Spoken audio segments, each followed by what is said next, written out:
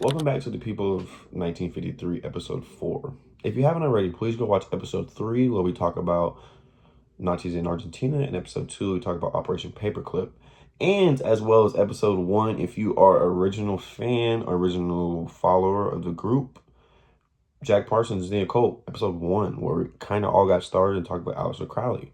If you don't know, the People of 1953, the episodes are comprised of 3 episodes that have the same topics following. Last week we talked about Nazis kind of post-World War II, going into the Cold War. And then now we're going to get into CIA, LSD, mind control programs, and different things like that. Going off of that, today's topic we'll be talking about MK Ultra. So I bet you're wondering what MK Ultra is. Or you could have some prior knowledge to it from books like Chaos and different things going on in the news currently. So to kind of give a brief, smaller description before we get into the longer term, MK Ultra was started in 1953. How ironic. It ended in 1973 when it was supposedly that. You see the fingers.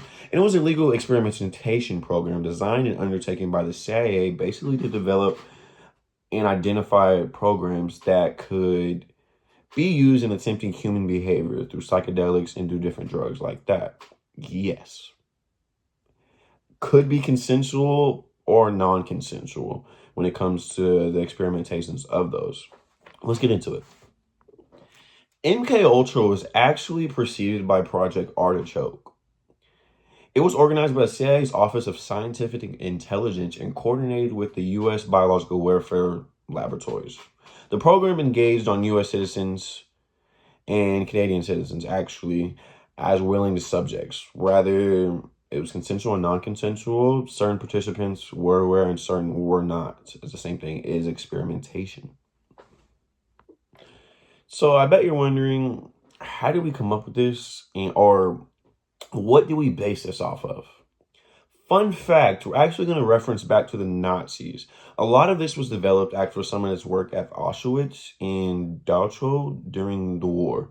Sorry, not the best at German or Russian, clearly, if you know from the past episodes. American historian Stephen Kinzer, Kinzer, said that the CIA project was a continuation of the earlier Nazis' experiments. Numerous scientific Nazis came here and went on Operation Paperclip. But most people don't know there's a man by the name of Kurt Blohm. He was basically involved in MK Ultra, and he was a mad scientist. A lot of people can say that he was Red Face off of Marvel, Red Skull, or whatever his face was. We won't get into that. I'm not a Marvel guy. I'm just a history guy. Yes, we modeled it technically after the Nazis, according to Stephen Kinzer, and some of their practices at Auschwitz. But we can say American interest in drug-related programs, psychedelics, started in 1943 officially, some records earlier. We're going to get into that one possibly from the next episodes. But the Office of Strategic Services began developing a truth drug that would produce uninhibited truthfulness in an interrogated person. So think about it this way. The U.S. Navy in 1947 first started doing LSD on human subjects during operations and interrogations. This was actually called Project Chatter. We're not going to get into that today, but we will talk about it in the future. So let's kind of reframe back just a little bit. So we got the torture methods and kind of the practices from the Nazis, as far as sometimes you have to do things to get unwilling knowledge out of people, which that's the whole key of torture, if you know. That's the whole premise of torture. But what MK Ultra was really doing was using a bunch of methods to manipulate subjects' mental states and brain functions.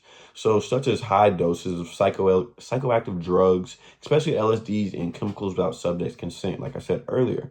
So maybe some of the methods that we got from the Germans maybe been electroshock therapy, hypnosis, sensory deprivation, isolation, verbal and sexual abuse, and different forms of violence. That a lot of those were just in different forms of torture, but America started using those practices, quote unquote, during the 1943s, at the beginning of 1943. That's when American interest was in it. There is other things off record that give us an earlier date than that, but we'll get into that on an earlier episode. So before we had MK Ultra, we had Project Artichoke. Let's get into that real quick. The official purpose of what the CIA, according to what they said, was researching methods of interrogation. This stopped immediately, and then Project Ultra began. So how can we say it ever actually officially ended? It just could have got renamed. The primary goal of Project Artichoke, again, was determined whether a person could be involuntarily made to perform an act or attempted assassination, plus studying the effects of force addiction and drugs.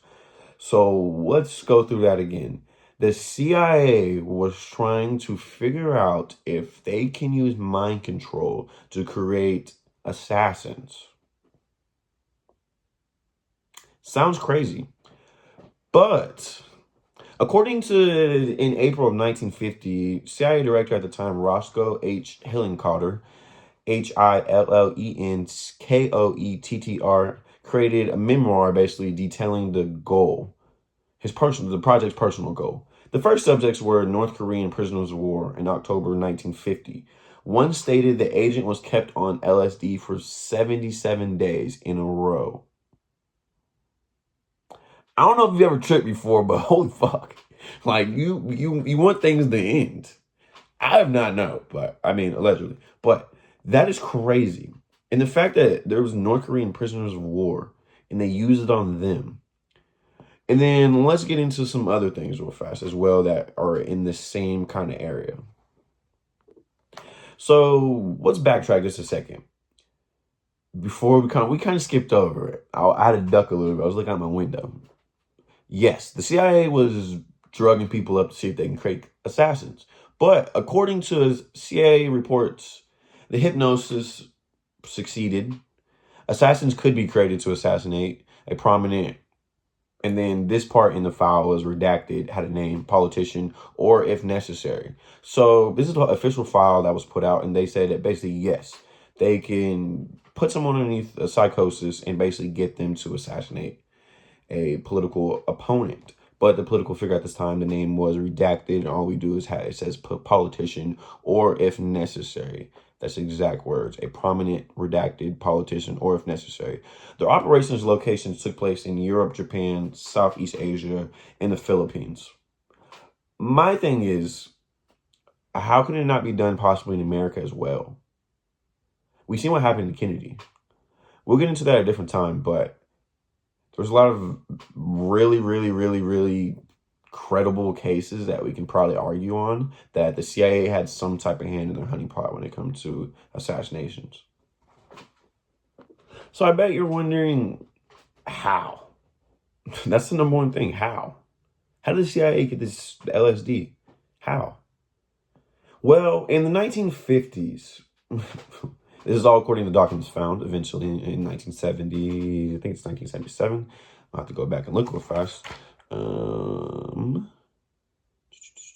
Yeah, somewhere around there. We'll clean it up in a second. But in the 1950s, the MLK Ultra director Sidney Gottenblieb, Gottileb,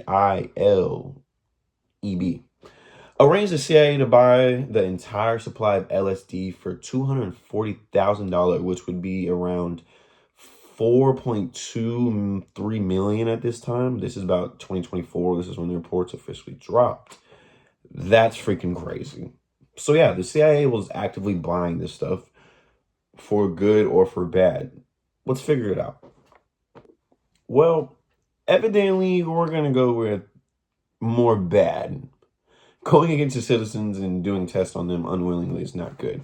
One of the most famous cases or projects that's kind of been swept beneath the radar is it's going to be Operation Midnight Climax. The CIA set up several brothels at safe houses in San Francisco to contain groups of men, which would be talking about the event. The brothels were equipped with one-way mirrors, and the sessions were filmed for later viewing and studies.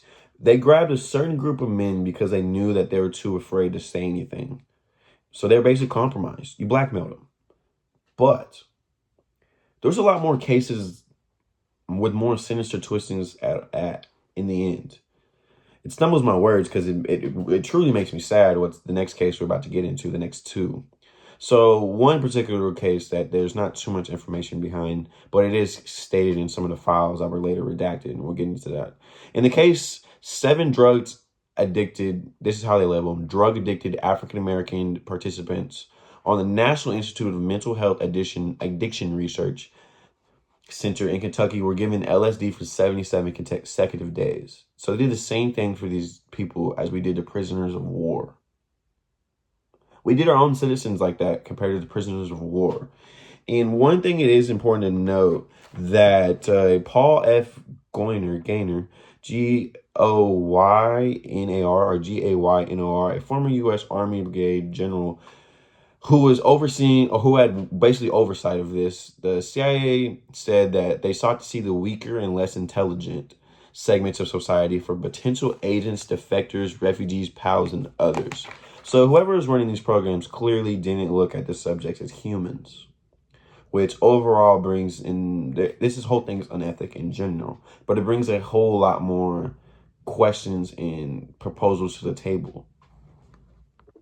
So I bet you're wondering, there's a lot of bad that came out of this. And one of the most sinister cases that I was talking about earlier, and we kind of skipped over it just because it got really, really bad, was Frank Olson. So he was a biological weapons researcher and a biochemist. He was one of the most famous people that worked on MK Ultra. He knew a lot.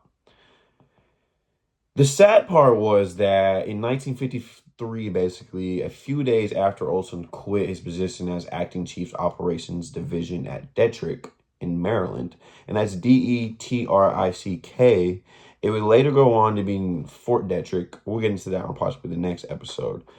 But he got let go because of, or he quit because of several concerning issues. So one of the issues was the use of biological weapons and materials in covert operations, as well as the development of assassination materials by the CIA, what we talked about, Project Artichoke, as well as the experimentation of biological weapons in its populated areas. We're going to get into that on the next episode as well, two episodes down.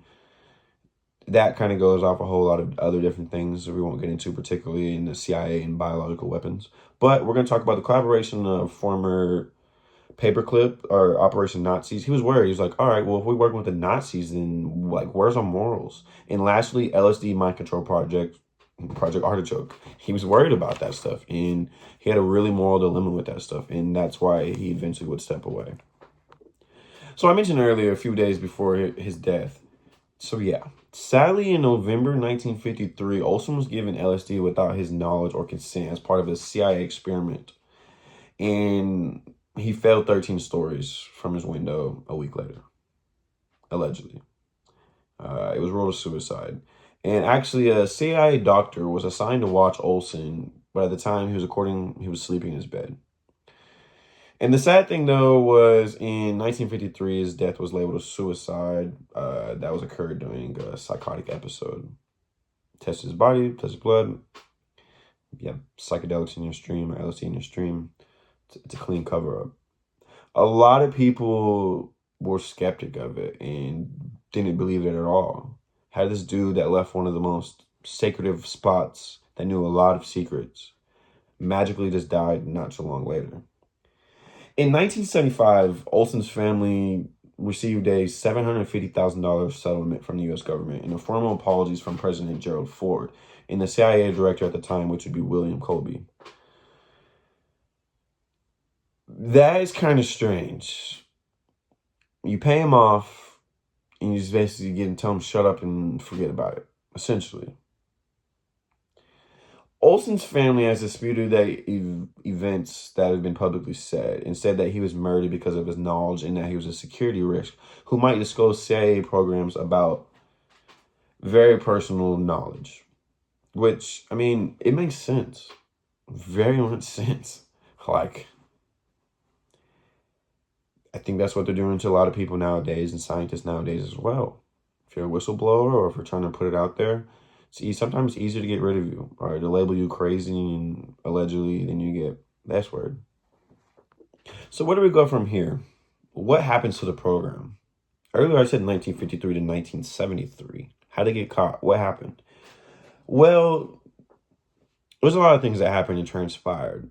We know that from CIA documents suggest that the investigated chemical and biological and radioactive or radiological methods of mind control as part of the MK Ultra. They spent about $10 million, which would be roughly about $87.5 million with inflation. That's a lot of money on testing subjects, and they would later say it wasn't successful or it didn't work. So let's get into that.